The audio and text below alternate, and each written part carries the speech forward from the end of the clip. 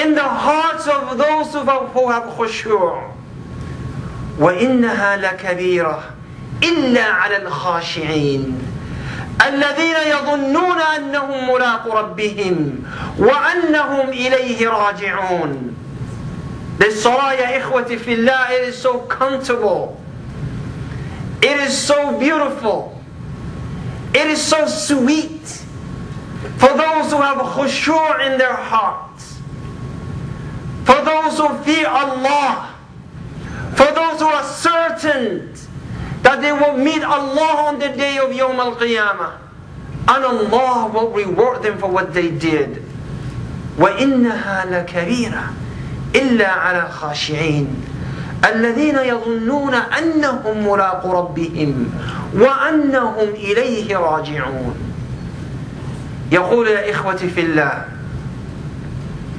some of the Salaf rahimahumullah, he said, I struggled with the salah initially, and the only concern that I have today is that I am going to leave the salah and I have to make taslim. Ikhwati fillah, if you recall the incident that took place at the time of Rasulullah sallallahu alayhi wasallam, to illustrate that the salah is something that is sweet in the hearts of the believers, was the incident of Khubay bin Adi radiyallahu anhu.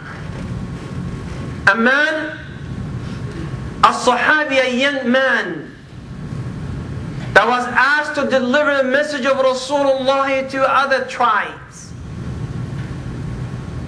But Allah subhanahu wa ta'ala decreed that this man should be captured by the Quraysh.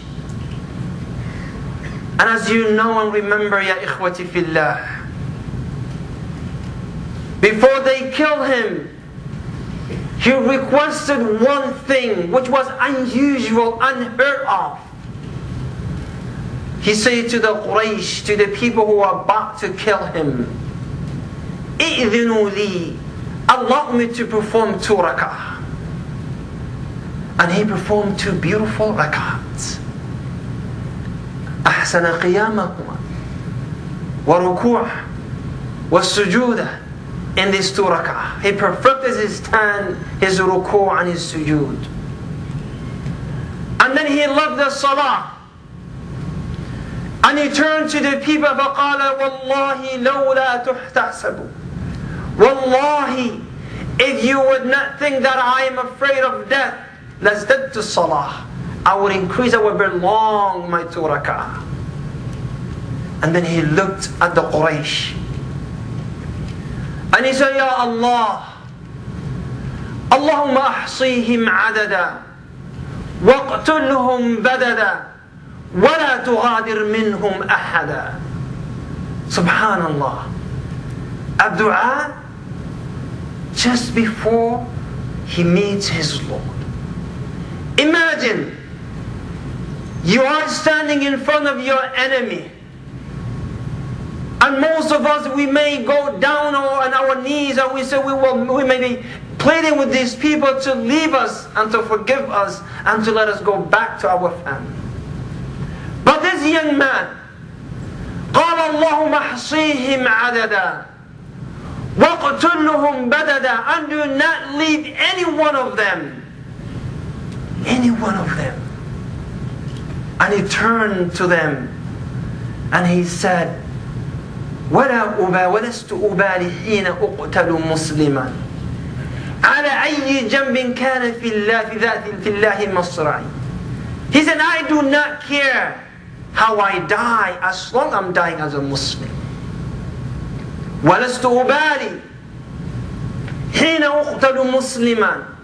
I don't care as long as I'm being killed. I will be killed as a Muslim. I do not care how would I die as long I have La ilaha illallah.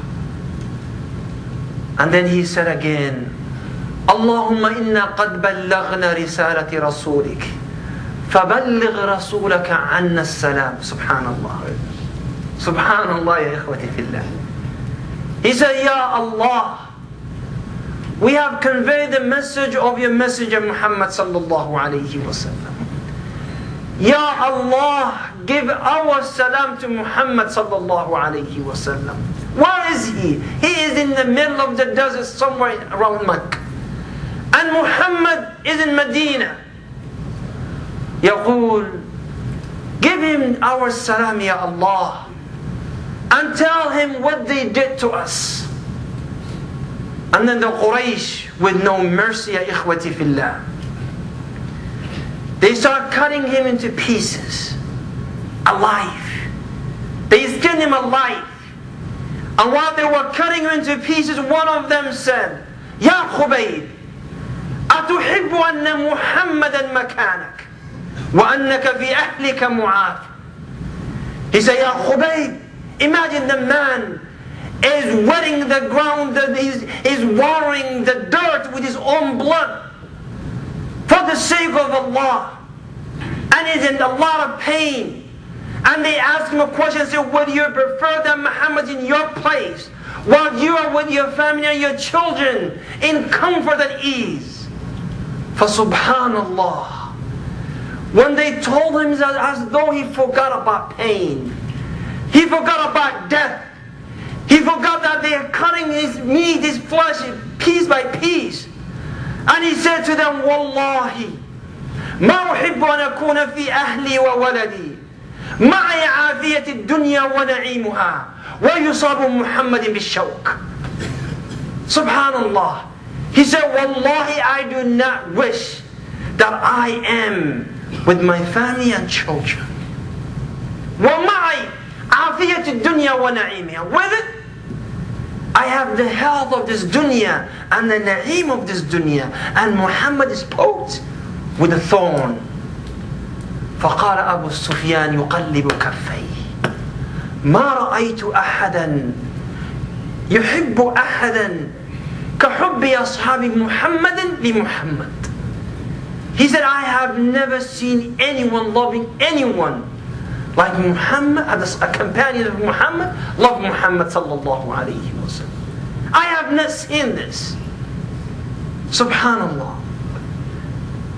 The lesson from the story, ya ikhwati fillah, is that this man at that moment, and by the way, Allah delivered the message of this man, and Rasulullah said to Al-Miqdad bin Amr radiyallahu anhu, Az-Zubair bin Awam, go and cut your brother down and bury him in the middle of the desert. And they did. But look, ya ikhwati fillah, his wish to pray was to pray 2 rak'ah before he meets Allah subhanahu wa ta'ala. And this is what Rasulullah sallallahu alayhi wa sallam said, كما في سنن الترمذي وغيره وحسنه الألباني. قال رضي صلى الله عليه وسلم إذا قمت إلى صلاتك فاذكر الموت. He said, when you stand up in your salah, remember death. فإذا ذكر الرجل الموت في صلاته فحري أن يحسن الصلاة وصل صلاة رجل لا يظن أنه يصلي بعدها. And he say, and pray a salah that you would think, you are certain that you will not pray any other salah after this. Therefore, ya ikhwati fillah, when you leave your house, when you leave your workplace, imagine that you are coming out of the grave and the mu'adhan is calling, and instead of a human voice, imagine that you're listening to the call of Asrafil, to the malak who will call people out of their graves. And the people will be running, flying towards the sound. And remember in that Allah has given you another opportunity to come to His house. And here you come.